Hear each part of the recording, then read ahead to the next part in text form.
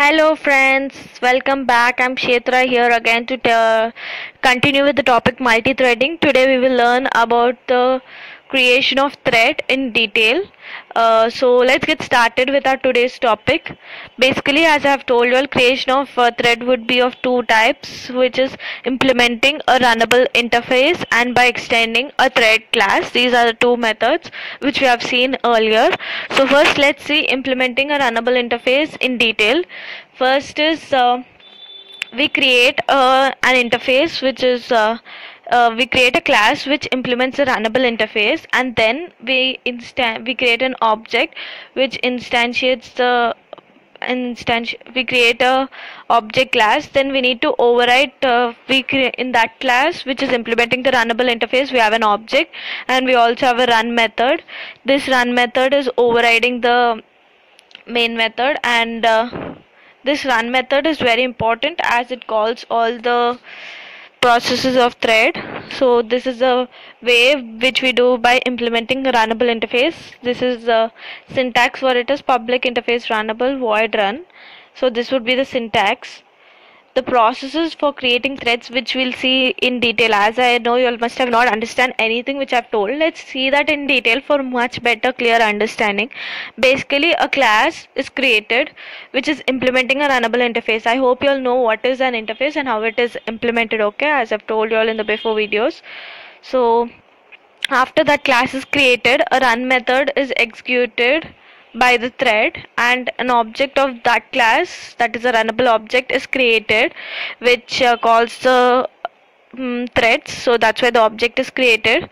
Then that object is used to, as I've told you, it is used to run that, and the start method is invoked on the thread object to start the thread, and again after starting, then the run method is used to throw an uncaught exception or something.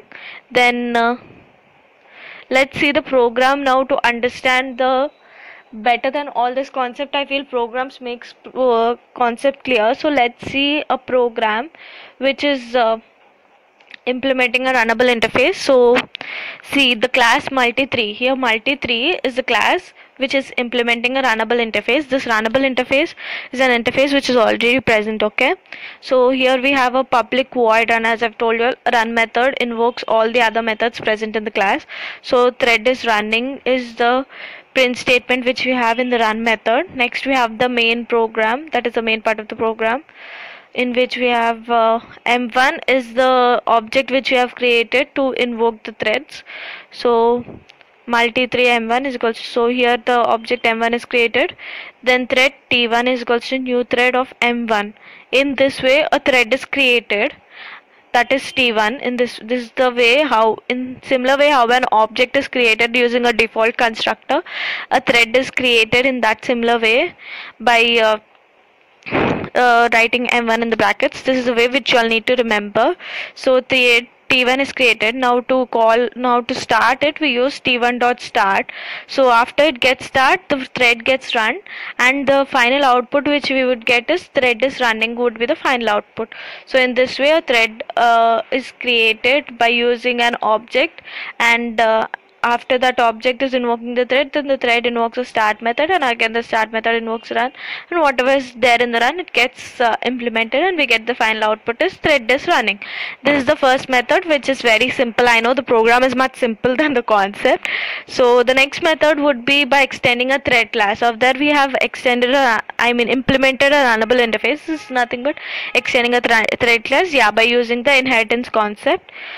Here we have a class which is extending a thread class which is already there, and then we create an object for that, and that object again calls thread, and thread calls the start, and the start calls the run method. Yeah, it is similar, but the only thing is we are extending the class thread of that, but in the first method we are just implementing an interface. That is the difference between that and this. So let's see the program which is extending the thread of here. We have a class called as multi-aware, and in that multi again we have a run method which is telling the thread is running. Here we have public static void main. T1 is the object which we have created, then T1 dot start, that is the thread gets started over here and it gets invoked. So the final output would be thread dot string. thread is running would be the final output. Here we do not, the difference, one more difference is that here the object is not necessary, directly the thread would be created using the constructor class, and that event.start is done. Okay, so this is the way. Then next, what are the different methods which we use in threads? We need to be aware of that before further probing into the threads concept. So let's see. Public void run is, as we have seen till now, that it is used to run the method or do the execution of a thread. Then next, void start is it initializes the thread and it makes it to run. The next, void sleep is, as we have told, that it just makes the thread inactive, and after specified time it again becomes active after the milliseconds just cease. Void join is it waits for the thread to die. Void join is after giving time, that is after certain time it waits for the thread to die. And public in get priority, this returns the priority of thread, that is which is more important than the another.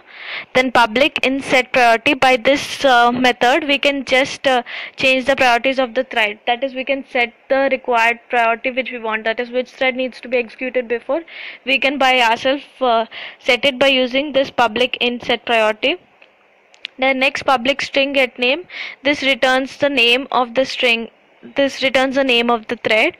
And public void set name string name, here we are, the user has a choice, that is he has a chance to set the name of thread as or her wish. And the public thread current thread, this is returning a reference to the currently executing thread, that is if a thread is working upon, like suppose assume it does not give a link directly, like suppose it just gives a reference like how, where it is working and how is it working, that is called as the reference of currently executing thread. Then public int get id just returns the id of the string, thread. The next, public thread dot state get state is it returns the state of thread, that is which state. As we have seen in the life cycle of thread, we have different states, runnable, running, or where it is blocked, dead. So it just, if we have just given the thread name over here, just returns the state of the thread.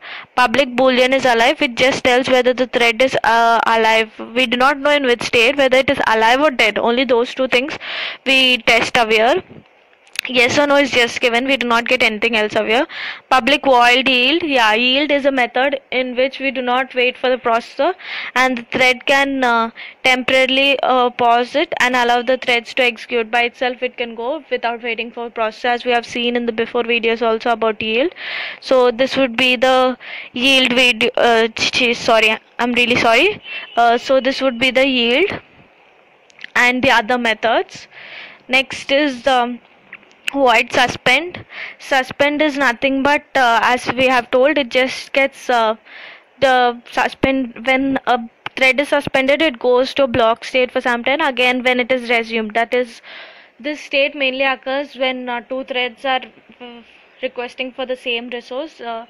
One of the thread gets suspended due to its priorities. This is a suspend method. And public void resume, this is used to resume a thread which has been suspended. And void stop is, it is used to stop a thread which has been already started. Void interrupt is, it interrupts the thread. Public boolean is interrupted is, it tests whether thread has been interrupted or not. And public static boolean interrupted, it tests if the current thread has been interrupted, that is a thread which is presently working, only that thread has been checked. Our public boolean is interrupted as any thread which may be working or may not be working, it is checking whether that thread has been interrupted or not. That would be the difference between boolean is interrupted and static boolean is interrupted. And void interrupt is, it interrupts the thread already. So these are the different methods and terms which we need to get notified and we need to understand before probing deeper into the thread concept. So please just understand this concept. I hope you guys really liked my video. If you all really liked the video, please follow the link which you all can see so that you all can get notifications about my video. And if you all have any queries, please comment below so that I can just respond to yours. And please do watch my videos. Thank you guys for your support which you all have been showing till now for me. I hope you all liked today's video. Bye guys. Meet you all